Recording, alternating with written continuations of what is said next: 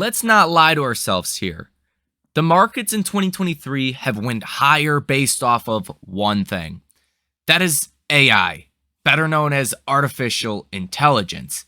And this week in the markets is the week of reckoning for AI stocks. Stocks such as NVIDIA, Meta, Amazon, Google, the largest companies in the world.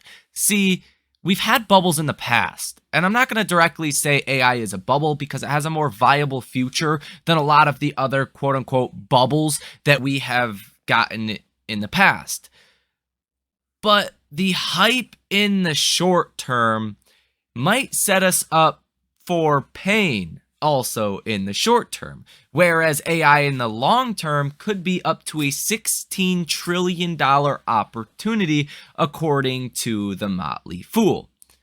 In this video, we're going to get into everything you need to know about the possible buy the rumor, sell the news events around AI that could push down this market in the week ahead.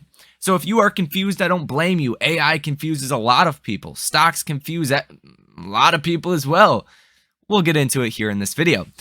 Number one, I just acknowledged it. The markets would be flat if it was not for AI. Meaning that on an equal weighted basis, every stock in the S&P 500 or the NASDAQ was comparable to each other. Meaning that just the average of the NASDAQ is actually flat for 2023. S&P is slightly negative for 2023. So the average stock is not done well. But your 5 to 10 largest companies in the world that happen to have all of the AI, the algorithms, in which one of them you are on the platform of YouTube, is a big beneficiary of AI, those have been the guys that have the largest weighting in the markets. Meaning that in the NASDAQ, out of the whole entire NASDAQ, Microsoft accounts for 10.6% of that weighting, and Apple accounts for another 10.5% of the weighting in the NASDAQ. Meaning that just two stocks control 21% of the NASDAQ. So this AI hype or bust or rally affects the markets the most in any possible bubble that we have seen in history before. Much different than biopharmas in 2019 or the devil's lettuce stocks around the same time or cryptocurrency over the last 2 years. AI has been much bigger than that for this market. And if you look at the NASDAQ, I have this pulled up using the QQQs.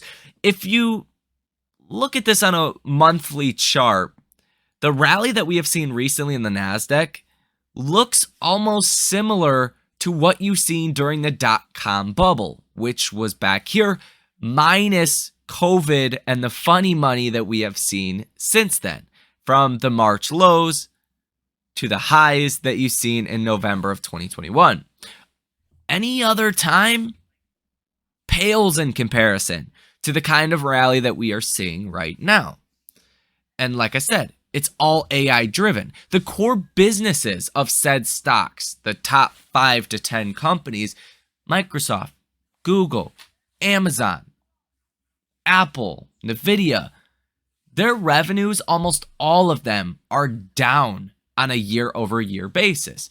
They were making more money in 2022 than they are today in 2023. This could change. Obviously, we're one reported quarter into 2023 so far. So yeah, sure, this could change. But as of right now, there's a lot of expectations baked into, I should say, AI, for better or for worse. Now, all that really means to me personally is that the catalyst we get around AI will be that much more important for the markets. The same way the NASDAQ is up over 15% for 2023, could be given back with very little notice if AI stocks start to falter. And even though you've gotten Microsoft and Google and Amazon and most companies' earnings out of the way, you're going to have the AI of AI company reporting earnings this week. And that's going to be NVIDIA on Wednesday. Not to mention Snowflake as well in after hours on Wednesday, or Analog Devices pre-market on Wednesday, or even smaller AI-based companies such as Palo Alto Tuesday in after hours, or Zoom Monday in after hours. NVIDIA kind of led the charge here. And that's because NVIDIA is like the pickaxe and shovel of the gold rush in the 1800s, early 1900s. Because who really made the most out of that? It wasn't necessarily the settlers that ran west. It was the pickaxe and shovel companies. So although a lot of the companies we mentioned, right, a Google is up 42%, a Microsoft is up about 45% in 2023, or from their lows really in October. NVIDIA is up 200%, nearly 200% from their lows, around $108. NVIDIA is around $310 here today, almost at new all-time highs. So there's a lot of valuation, future valuation baked into NVIDIA. So you're going to get earnings. And I personally think this could be a buy the rumor, sell the news kind of event. People getting far too ahead of a clear and obvious trend in AI, which is more adoption, more use application, which is very positive things long term. But does that justify what's happened in the short term? Probably not. Investors like to say they look out 5 to 10 years, but in all reality, investors like to look out 12 to 24 months at the most. And by that, meaning hedge funds, institutions with the most capital, right? Billions and billions of dollars of investable capital. They don't look out 10 years usually to when AI is going to be much bigger. So that's going to be a big story of this week as well. You're also going to get some economic data that will be coming out this week, and also Fed speakers. So this could also affect the way the markets trade. I think firmly AI will be the biggest impactor of this week. If AI stocks start to fall, it's going to affect the markets a lot more than some of these catalysts and events that we'll talk about here now. Just keep that in mind. AI is key. So Monday, you're going to have Fed Bullard that speaks at 8:30 a.m., Fed Barkin that speaks at 10:50 a.m., Fed Bostic that also speaks at 10:50 a.m. as well. Tuesday, you're going to get Fed Logan at 9 o'clock in the morning. This is all Eastern time, okay? So let's be very clear about that. New home sales for April at 10 o'clock in the morning. Richmond Fed Services at 10 o'clock in the morning as well. A 2-year bond auction at 1 p.m. And that is it for Tuesday. And I should say, before we get any further into this economic calendar, guys, use this for yourselves as well. tradingeconomics.com/calendar. If markets start to move weird and you don't know why, or just to stay ahead of things, if you're especially actively trading this market, using an economic calendar is imperative. This is not sponsored at all. Please sponsor me. But it's a great tool to use for everyday investors. Now on Wednesday, you're going to get not too much, but you are going to get the FOMC minutes coming in at 2 p.m. That's basically a transcript of the last Fed meeting. We may or may not get more insight on why they, raise rates, or what they plan to do at the next meeting, or who voted for, or who was on the fence, to vote no, or just more clarity on the last Fed meeting. And markets usually like clarity. It doesn't tend to give us the biggest reaction, but the last few FOMC minutes have given us a pretty decent reaction. So watch that coming on Wednesday.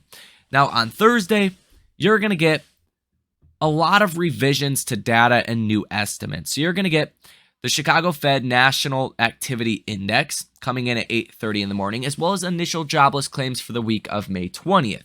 You're also going to get GDP price index quarter over quarter, the second estimate for Q1, corporate profits quarter over quarter, preliminary numbers for Q1, GDP growth rate quarter over quarter, real consumer spending quarter over quarter, GDP sales quarter over quarter, PCE prices quarter over quarter as well. The second estimate for Q1. You're also going to get pending home sales coming in at 10 o'clock in the morning, Fed Collins at 10:30 a.m., the Kansas Fed Composite Index for May at 11 o'clock in the morning, and bond auctions in between 11:30 and 1 p.m. as well on Thursday. And those bond auctions can be important. If the yields do go up or down in a big way, it's showing you demand on the bonds. And especially considering the debt ceiling fiasco we're currently faced with, that can be pretty important for markets, right? If there's good demand or if there's not, can give you signals of how investors are feeling, bond investors, about a possible default. Now on Friday's going to be the big day. If you wanted to disregard AI, Friday's the big day for the markets. 8:30 in the morning, personal spending month over month for April. You're expecting this to come in at 0.4%. Last month's reading was 0%. So you're expecting personal spending to go up by quite a bit. Pretty inflationary, so lower probably will be better in the market's perspective. Personal income month over month, you're expecting that at 0.4%. Last month's reading was 0.3%. Lower the better will be good here because people make more, they tend to spend more, and that would be bad for inflation. You're also going to get durable goods orders month over month for April. You're expecting a negative 1%. Last month's reading was positive 3.2%. So you're expecting some pretty recessionary data coming in over here.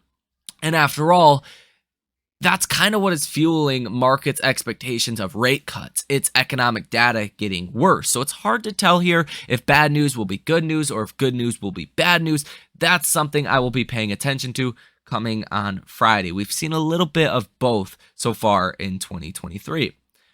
But the big story as far as economic data will be PCE or core PCE price index month over month for April. You're expecting 0.3%.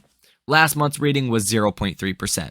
Coming in lower than 0.3% is going to be very positive, a good sign that core inflation will also remain stable, maybe come down a little bit. Last month, PCE again came in at positive 0.3%. So if this goes to 0.4% or 0.5%, that's where you're going to have a big issue in the markets. You're also going to get Michigan consumer sentiment, the final surveys for the month of May. You really want to watch the 5-year inflation expectations because that came in at 3% last time around for May. Or 3.2%. It came in at 3.2%. So if that goes higher, it's going to show inflation expectations might be getting unanchored. And that is the thing the Fed has been very bullish on, that inflation expectations are well anchored, right? You've heard this many times over again in 2022 and 2023. 1-year inflation expectations as well as 5-year inflation expectations are starting to get unanchored. If you look at this, 5-year inflation expectations are at their highest levels that they have been at since 2009, okay? Or really before 2008, really before the Great Recession happened, or Great Financial Crisis, whatever you want to call it. Ever since then, you have not been at 3.2% in a long time. So if this continues to go higher, the Fed's going to acknowledge that they have a problem on their hands, and they will raise rates more than expectations. After all, markets are expecting about 3 rate cuts by the end of this year, and investors are expecting the Fed to pause hiking rates coming at the next meeting with a 66.8% certainty of that.